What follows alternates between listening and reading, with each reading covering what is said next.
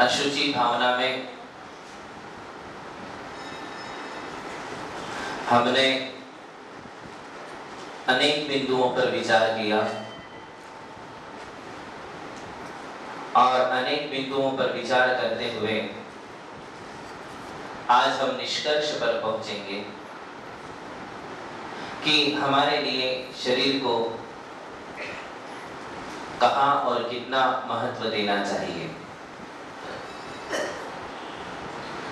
6 पंक्तियों पर हमने विचार किया था, अंतिम 2 पंक्तियां बाकी थी और उसमें कहा केसर चंदन पुष्प सुगंधित वस्तु देख सारी, देह परस्ते होय अपावन निश दिन मल जारी। सामान्य रूप से उसी बात को दोहराते हुए कहा जा रहा है कि ये शरीर कितना अशुचि है, कितना गंदा है। केसर चंदन पुष्प सुगंधित, बोले इस शरीर के लिए, इसके सौंदर्य बढ़ाने के लिए यदि हम इसे केसर चंदन पुष्प यानी फूल सुगंधित पुष्प, इन सारे सुगंधित पदार्थों को यदि हम शरीर के सौंदर्य बढ़ाने के लिए शरीर को लगाते हैं तो क्या होगा? देह परस्ते होय अपावन, जैसे ही ये सुगंधित पदार्थ शरीर से स्पर्श करते हैं, शरीर के सानिध्य में आते हैं, होय अपावन, वे भी अपवित्र हो जाते हैं। होय अपावन निश दिन मल जारी। ऐसा क्यों होता है? अच्छी चीजें हम शरीर को लगाते हैं, ये तो उस जमाने की बातें हैं जिस जमाने में लगाई जाती थी। केसर कौन लगाता है अभी? केसर चंदन ये नहीं लगाते। अभी इन सबको मिला जुला करके नए नए प्रोडक्ट्स बनते हैं और उसे आप अपने शरीर को लगाते हो। एक नहीं, सैकड़ों नहीं, हजारों चीजें बन गई हैं। हजारों ऐसे स्नो क्रीम और पाउडर्स बन चुके हैं। कितने सारे कॉस्मेटिक्स हैं, अलग अलग कंपनी के हैं और वे सब इसलिए बने हैं कि आपका सौंदर्य बढ़े या आपके शरीर में सुगंधी आए। किंतु क्या सचमुच ऐसा हो पाता है?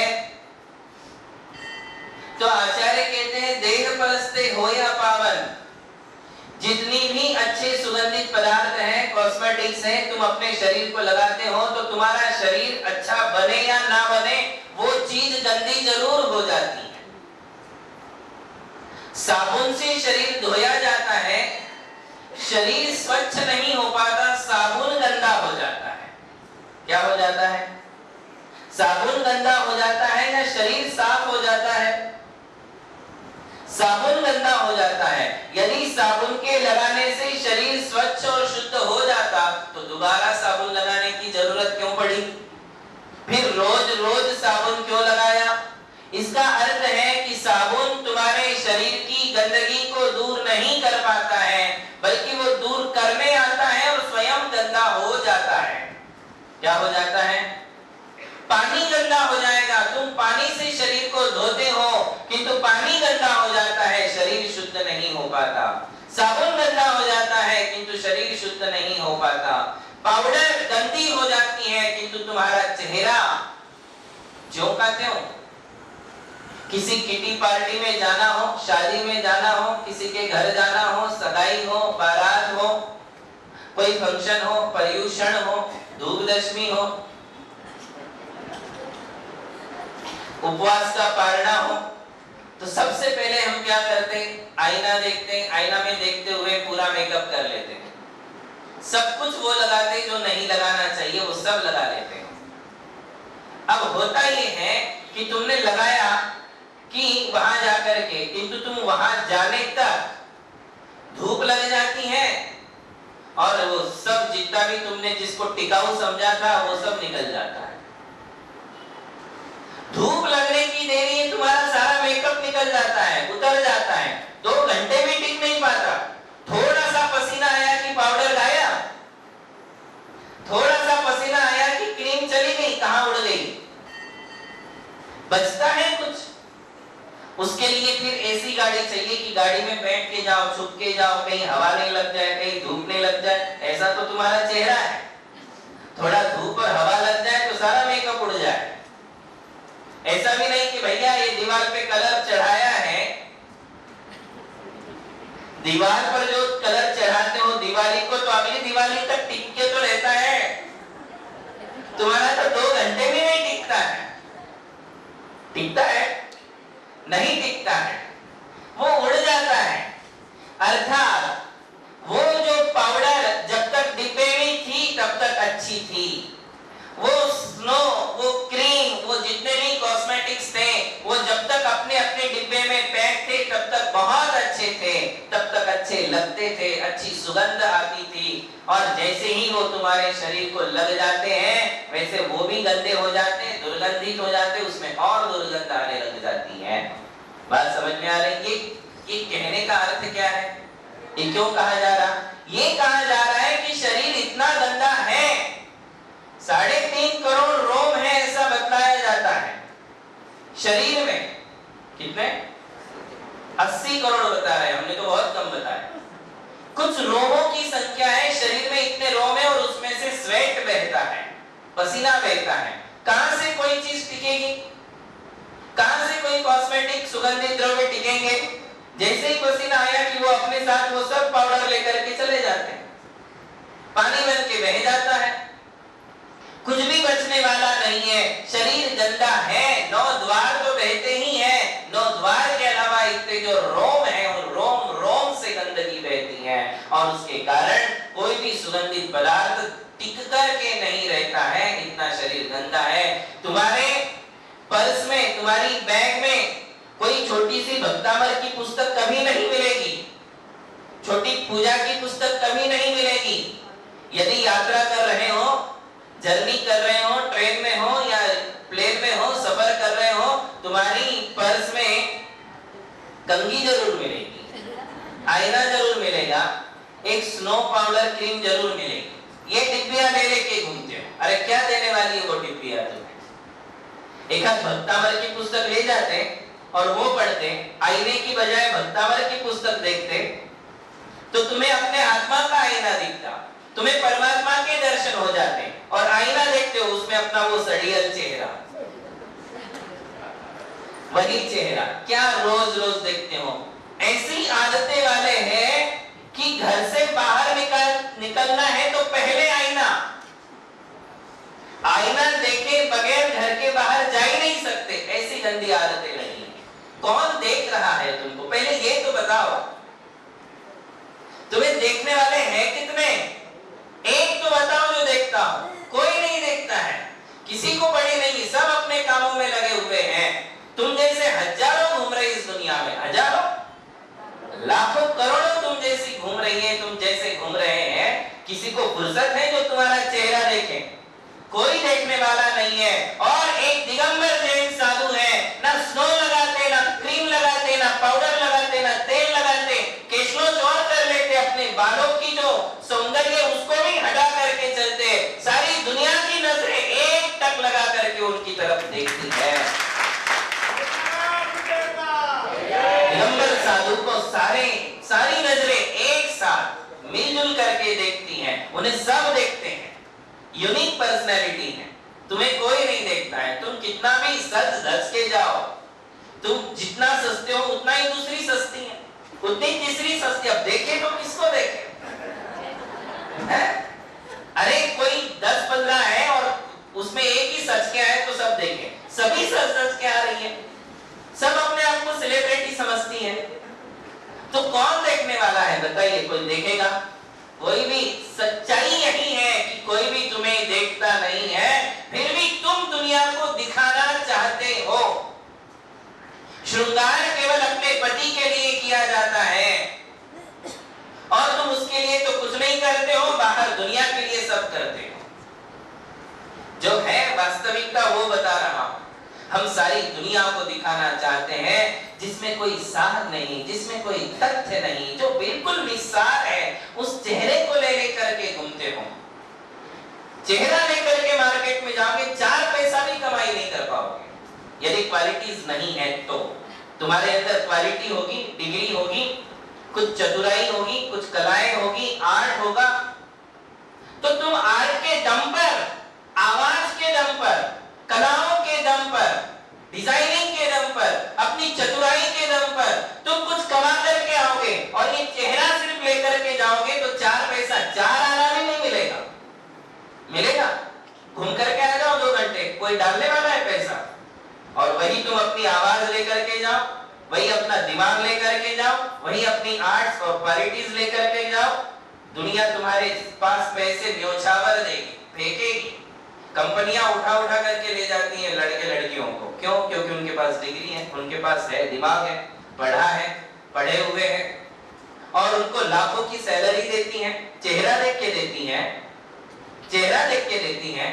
चेहरे को किसने पूछा आज तक? इसलिए इसको ज्यादा महत्व मत दो। महत्व दो ज्ञान को, महत्व दो बुद्धिमानी को, महत्व दो चतुराई को, महत्व दो अपनी कलाओं को। इनको महत्व देकर के चलोगे, तुम्हारी उन्नति होगी, सामाजिक उन्नति होगी, पारिवारिक उन्नति होगी, राष्ट्रीय उन्नति होगी, और अपने आत्मा की उन्नति ज्ञान से ही होती है, चेहरे से। चेहरे से कभी किसी की उन्नति नहीं होती है, चेहरे से कभी किसी का गुणस्थान आगे नहीं बढ़ता है। चेहरे से ना गुण बढ़ते हैं, ना गुणस्थान बढ़ता है, ना गुण बढ़ने वाले हैं, ना गुणस्थान बढ़ने वाले हैं। इसलिए चेहरे से नहीं, हमारे लिए अपने आत्मा से, ज्ञान से काम लेना चाहिए। देह परस्ते होए अपावन, निष्दिन मर जाए। इस शरीर को छूते ही सारे पदार्थ गंदे हो जा रहे हैं। स्वीट की दुकान पे जाओ, कितने अच्छे लगते हैं स्वीट्स दिखने में, सारे लड्डू एक साथ रखे रहते हैं, ऐसे लड्डू रखे, ऐसी जलेबी रखी, मैसूर पाक रखा, बर्फियां रखी, कितनी सॉलिड दिखती हैं, स्वीट दिखती हैं, वो सारी स्वीट्स स्वीट दिखती हैं, मस्त दिखती हैं, और वहां से उठाई, मुंह में डाली, गई वो चीज। जब तक वो वहां थी इतनी बढ़िया दिख रही थी, जैसे ही तुमने अपने मुंह में डाला, तुम डालते हो तो गंदा, बाहर निकालते हो तो गंदा, है कि नहीं? यदि आपका बच्चा मुंह में हाथ डाले तो छी, हाथ निकाल बाहर। क्यों ऐसा? नाक में हाथ डाले तो आप छी करके बोलते हो, हाथ निकाल बाहर। क्योंकि सब गंदाई से कहां हाथ लगाए, कहां हाथ लगाए, आप ये तो बताओ। हर जगह गंदगी है, तो सारे पदार्थ बाहर हैं तब तक अच्छे हैं, और जैसे ही शरीर के संपर्क में आते हैं तो गंदे हो जाते हैं। इसलिए कल बताया था, इस दुनिया में सबसे घटिया हमारा ही शरीर है, जानवरों का नहीं, पेड़ पौधों का नहीं, देवों का नहीं। सबसे घटिया शरीर किसका? हमारा। और सबसे बढ़िया शरीर किसका? हमारा। सबसे घटिया किसका और सबसे बढ़िया किसका? हमारा। बढ़िया क्यों है? क्योंकि इस शरीर से तब साधना जो करते हैं उनका शरीर बढ़िया है। देव, नारकी, तिर्यंच, भोगभूमि के जीव, पेड़ पौधे साधना नहीं कर सकते हैं, इस शरीर के द्वारा मुक्ति की यात्रा संपन्न नहीं कर सकते हैं। इस आत्मा को यदि मोक्ष तक ले जाना है, इस आत्मा को यदि स्वतंत्र करना है, तो कौन सा शरीर चाहिए? यही शरीर चाहिए। इस शरीर में जो आत्मा है, उस आत्मा के 2 रूप हैं, एक है कैदी और एक है राजा। कैदी भी 4 दीवारों के अंदर रहता है और राजा भी 4 ही दीवारों के अंदर रहता है। किंतु कैदी कैसा है? परतंत्र है, बंधन में है, अपने मन से जा नहीं सकता, अपने मन से आ नहीं सकता, अपने मन के अनुकूल कुछ नहीं कर सकता। वो कौन? कैदी। और राजा भी 4 दीवार के अंदर है, किंतु वो स्वतंत्र है, चाहे जब घर से बाहर, चाहे जब आ जाए, चाहे जब जो चाहे वो कर ले। वो कौन है? राजा है। ऐसे ही शरीर में रहने वाली आत्माएं हैं, कोई कैदी है तो कोई राजा है। अधिकतम कैदी आत्माएं हैं। कैसी आत्माएं हैं? तुम्हारी आत्मा तुम्हारे शरीर के बंदी है, कैदी है, क्योंकि तुम्हारा शरीर तुम्हारी आत्मा को अलाउ नहीं करता है कि वो चाहे जहां जा सके। तुम अपने शरीर के बंदी बन चुके हो। जो शरीर किसी को साधना में बाधक बन रहा है, धर्म ध्यान करने में जिसका शरीर बाधक है, धर्म करने में जिसका शरीर बाधक है, कर्म निर्जरा करने में जिसका शरीर बाधक है, वो उस शरीर का बंदी है, उस शरीर में फंसा हुआ कैदी है। कौन है? कैदी है। और जो आत्माएं निश्चल रूप से चाहे जब स्वेच्छा से मंदिर जाना है, तीर्थ यात्रा जाना है, अभिषेक करना है, पूजन करना है, विधान करना है, व्रत करना है, उपवास करना है, आहार देना है, सेवा करनी है, ऐसी जिसकी आत्मा है वो आत्मा स्वतंत्र है, वो राजा है। कौन है? राजा है। वो शरीर के बंधन में नहीं है। जो लोग शरीर के बंधन में रहते हैं उनका शरीर की सेवा में 2-2, 3-3, 4-4 घंटा निकल जाता है। प्रवचन क्यों रह जाते हैं? उठने में देरी हो गई। क्यों आज अभिषेक नहीं हुआ? उठने में देरी हो गई। क्यों आज प्रवचन सुन नहीं पाए? क्योंकि आज नहाने में देरी हो गई। क्योंकि मेकअप करने में, सजने धजने में इतनी लेट हो गए कि लास्ट के 5 मिनट का प्रवचन ही मिल पाया। कौन बाधक बना तुम्हारे मंदिर पूजा अभिषेक प्रवचन में? शरीर बाधक बना। तो जिनका शरीर ऐसे बाधक बनता है वे शरीर के बंदी हैं, वे कैदी हैं। हमें कैदी नहीं राजा बनना चाहिए। राजा बन के जियो। कैसे बनो? शरीर की मत सुनो, शरीर के बंधन में मत रहो। टाइम टू टाइम जो मुझे करना है वो मैं करूंगा। ऐसी जिसकी सोच है, ऐसे जिसके विचार है, ऐसी जिसकी चर्या है, वो आत्मा राजा है। कौन है? राजा है। हमारे मुनिराज राजा है।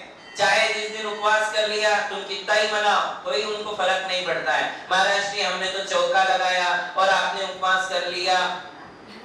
महाराज बोलते भैया हमें ये कुछ नहीं पता, हमें उपवास करना है, उपवास हो गया। अब जो तैयार किया है वो तुम अपना सब मिल करके खा लो। महाराज को जिस दिन आहार को निकलना आहार को, उपवास करना उपवास, व्रत करना व्रत, रस त्याग करना है रस त्याग, सामायिक 1 घंटे करना है, 2 घंटे करना है, 3 घंटे करना है। मुझे जितनी देर करना है मैं बैठूंगा, सामायिक करूंगा, ध्यान करूंगा। राजा बन करके जीते हैं, शरीर के अधीन होकर के नहीं जीते, बल्कि शरीर को अपने अधीन बना देते हैं। क्या करते हैं? शरीर की नहीं सुनते हैं। मुझे सोना है तो सोऊंगा, शरीर को तो चाहिए ही 6, 7, 8, 10 घंटे सोने को। किंतु मुनि महाराज रात में 10, 11 बजे सोते, सुबह 3 बजे रेडी, 4 बजे उठ गए। किसी के परतंत्र अवस्था में नहीं है। इसे कहते हैं राजा, इसलिए तो महाराजा। इसलिए तुम बोलते महाराज महाराज, दिन भर महाराज बोलते हो, जबकि राजे रजवाड़े सब चले गए, फिर भी महाराजे अभी भी है। राजे नहीं बचे, महाराजे आज भी बचे हैं। क्यों? क्योंकि महाराज है। वो महाराज्य, वो सबसे बड़ा राज्य है आत्मा का साम्राज्य। कौन सा? आत्मा का अनंत चतुष्टय है, आत्मा का केवल ज्ञान है, अनंत सुख और शांति, ये उनका साम्राज्य है। और उस साम्राज्य पर वो राज कर रहे हैं, इसलिए वो महाराज है। और तुम शरीर की उन्हीं गंदगियों में फंसे हुए हो। तुम आत्मा के अनंत साम्राज्य को भूल करके शरीर की दासता कर रहे हो। क्या कर रहे हो? एक होता है मालिक और एक होता है नौकर। मालिक और नौकर, नौकर क्या करता है? सेवा। और मालिक सेवा लेता है। क्या करता है? मालिक सेवा लेता है और नौकर सेवा करता है। तुम शरीर के मालिक नहीं, नौकर। कौन हो? तुमने आत्मा को नौकर बनाया और शरीर को मालिक बनाया है। इसीलिए तुम दिन रात शरीर की सेवा में हो, शरीर का अप टू डेट ध्यान रखते हो, अपडेट करके रखते हो। रात दिन उसका ध्यान है, रात दिन उसकी सेवा है, रात दिन उसकी सुरक्षा के उपाय है। और आचार्य कहते हैं रात दिन तुमने सेवाएं और सुरक्षाएं देने का प्रयास किया, फिर भी अंत में वो अशरण है, असुरक्षित है, नष्ट हो जाएगा, खाक हो जाएगा, अग्नि का भक्ष्य बन जाएगा, जला के खाक कर डालेंगे, राख बना देंगे। क्या सुरक्षाएं दी तुमने? क्या तुम्हारी सुरक्षा देने से शरीर सुरक्षित रहेगा? रहेगा? इसलिए आत्मा को नौकर मत बनाओ, आत्मा को बनाओ मालिक और शरीर को बनाओ नौकर। उससे सेवाएं लो। क्या करो? शरीर से सेवाएं लो। शरीर से जितनी ज्यादा, शरीर को आदेश दो, आज तुझे तुझे खाना नहीं मिलेगा, उससे काम लो। जितना काम करेगा उतनी सैलरी देने का। नौकर को अपन क्या देते? सैलरी देते। कितनी देते? जितना काम करता है, तो इसको उतना ही खिलाओ जितने में तुम्हारा धर्म ध्यान चल रहा है। वो जितना धर्म ध्यान करेगा उतना खिलाने का।